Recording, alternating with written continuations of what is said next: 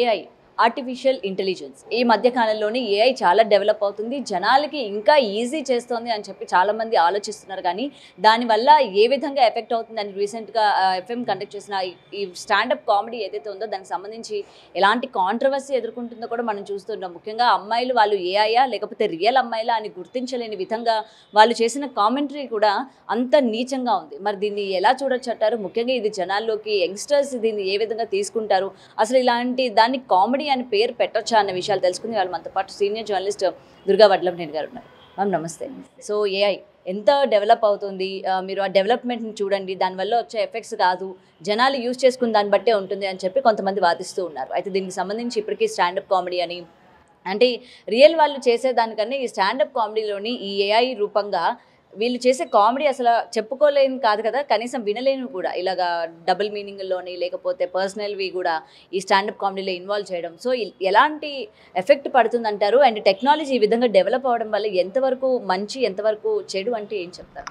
ఇది చాలా తప్పండి. అంటే మనం టెక్నాలజీ పెరిగింది అని ఒక పక్క సంతోషపడుతూనే అదే టెక్నాలజీ మనని ఏ రకంగా అంటే చెడ్డ పనులకు పురికొల్పుతుంది అనే దానికి తర్కాణమే ఈ ఎఫ్ఎం స్టాండప్ కామెడీ.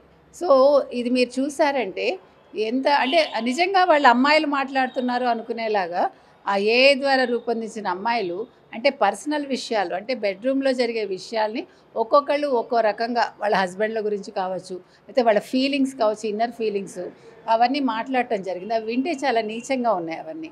ఆ తర్వాత ఒక బామ్మను కూడా తీసుకొచ్చారు. ఆ బామ్మ కూడా ఒక ఓయే రూమ్కి సంబంధించి ఒక కమెంట్ చేయడం జరుగుతుంది మనవరాల గురించి. అంటే అది ఎంత నీచంగా ఉంది మీకు గుర్తుంటే కనుక అయితే ఒక సినిమాలో రోజా అండ్ నిర్మలమ్మ క్యారెక్టర్స్ ఒక చాలా చీప్ డైలాగ్స్ చెప్పిస్తారు వాళ్ళ చేత. సినిమా మొత్తం ఒక డైలాగ్ ఉంటుంది, నేను ఇప్పుడు చెప్పను అది. అంటే రోజా లాంటి వాళ్ళు మాట్లాడుతున్నారు కదా, ఆవిడ చాలా సినిమాలు అలాంటివి చేశారు.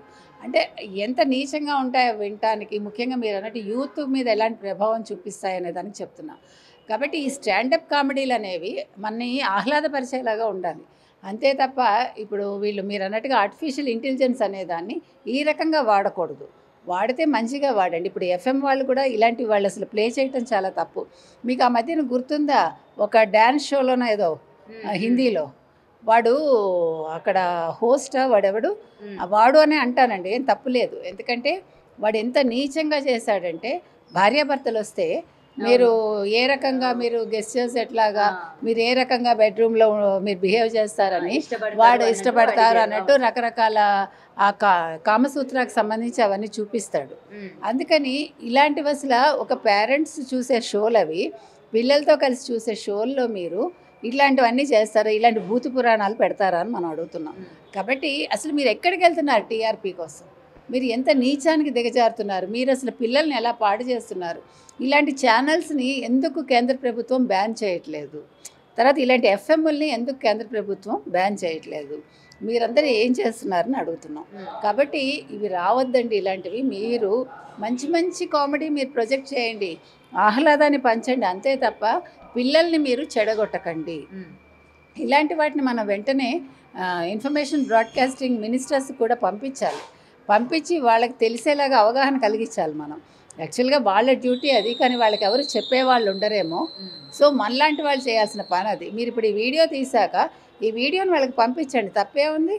Let them stop that. అసలు ఒక ఛానల్ రాకుండా చేయండి, లేదు ఒక ఎఫ్ఎం రాకుండా చేయండి, అప్పుడైనా బుద్ధి వస్తుంది. కానీ అయినా మేడం ఇలాంటి ఏదైనా షో చేయాలన్నా లేకపోతే ఆర్టిఫిషియల్ ఇంటెలిజెన్స్ ఇలాంటివి ఏమి పెట్టాలన్నా కేవలం బూత్తోనే అది సస్టైన్ అవుతుంది. బూత్ మనం పెడితేనే జనాలకి నచ్చుతుంది, బూత్ ఉంటేనే టీఆర్పీలు కానీ వ్యూస్ కానీ మొత్తం కూడా వస్తాయి అని చెప్పి జనాల్లో పాతుకుపోయిన ఇది టాపిక్ ఏదైతే ఉందో దాన్ని ఎలా చూడొచ్చు అంటారు? అది తప్పండి, జనాలు ఏం చూడరు. మీరు ఇప్పుడు మంచి కంటెంట్ ఇస్తే ఖచ్చితంగా వాళ్ళు చూస్తారు. ఇప్పుడు ఎన్ని మంచి సినిమాలు వస్తున్నాయి, ఎన్ని చిన్న చిన్న సినిమాలు కూడా వాళ్ళు ఎంత బాగా ఆదరిస్తున్నారు. కోర్టు ఇలా కొన్ని సినిమాలు ఉన్నాయి కదా ఈ మధ్యకాలంలో వచ్చినవి. అంటే తప్పులేదు, మనం ఇవ్వడంలో ఉంటుంది అంతే తప్ప వాళ్ళు ఇవి చూస్తారు అని మనం వాళ్ళ మీద ముద్రేస్తున్నాం, అయితే వాళ్ళకి ఇంపోజ్ చేస్తున్నాం. మనం ఇంపోజ్ చేయకండి. మీరు ప్రజలు ఇలాంటివి కోరుకోరు ఖచ్చితంగా. మీరు ఇస్తున్నారు కాబట్టి వాళ్ళు చూస్తున్నారు కాబట్టి మేము తీస్తున్నాం అని అనకండి. మీరు తీయకండి, వాళ్ళు చూడరు. మీరు మంచి కంటెంట్ ఇవ్వండి, ఖచ్చితంగా వాళ్ళు చూస్తారు.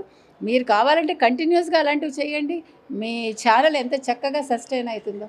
కాబట్టి లోపం మీ బుర్రలో ఉంది. ఎవరు ఎఫ్ఎం వాళ్ళల్లో, లేకపోతే ఇప్పుడు ఆ షో ఏదో చేశారు చూడండి, ఆ హిందీ ఛానల్ అతనిలో ఉంది. కాబట్టి మీరు టీఆర్పీ కోసం ఇలాంటి నీచ నికృష్ట పనులు చేయకండి అని మనం ఖచ్చితంగా చెప్తున్నాం. Thank you ma'am.